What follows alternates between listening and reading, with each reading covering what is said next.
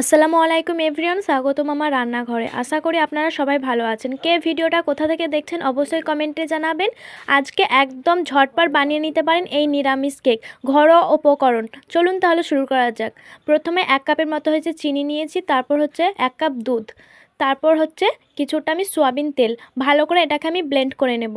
Blend করা হয়ে গেলে একটা পাত্রে আমি দেখছেন ঢেলে নিয়েছি। তারপর শুকনো উপকরণগুলো চেলে নেব। তার জন্য প্রথমে 2 কাপের মতো হচ্ছে ময়দা, আর হচ্ছে একটু বেকিং পাউডার, বেকিং সোডা আর কিছুটা লবণ দিয়ে পুরোটা আমি ভালো করে চেলে নিয়েছি। চালা হয়ে গেছে দেখছেন। তারপর আমি সবগুলো মিক্স করে নেব। দেখছেন আস্তে আস্তে খুব সুন্দর কিছুটা পরিমাণ মতো দুধ দিয়ে একটা সুন্দর পাতলা ব্যাটার তৈরি করে নেব। দেখছেন ব্যাটারটা আমার হয়ে গেছে। তখন একটা আমি কেক মোল্ড নিয়ে নেব। কেক মোল্ডে প্রথমে আমি তেল ব্রাশ করে নিয়েছি, তারপর ওখানে একটা বেকিং পেপার অ্যাড করেছি, তারপর ওখানেও কিছুটা আমি তেল ব্রাশ করে নেব।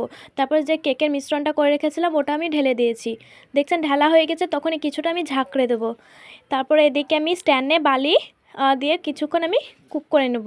তারপর 20 মিনিট কুক হয়ে গেলে কিছুটা কিশমিশ ছিটিয়ে আবার 20 মিনিট করে নেব। 40 মিনিটের মতো কুক করে নেব। আলহামদুলিল্লাহ, আমার এই কেকটি দেখতে মাশাআল্লাহ হয়েছে। কে কোথা থেকে দেখছেন অবশ্যই কমেন্টে জানাবেন। ভিডিওটা কেমন লাগলো সেটাও কমেন্টে জানাবেন। এরকম নতুন নতুন আমার হালাল রেসিপির জন্য আমার চ্যানেলটাকে সাবস্ক্রাইব করবেন। ভালো থাকবেন, সুস্থ থাকবেন। দেখা হবে অন্য কোনো ভিডিওতে। আল্লাহ হাফেজ।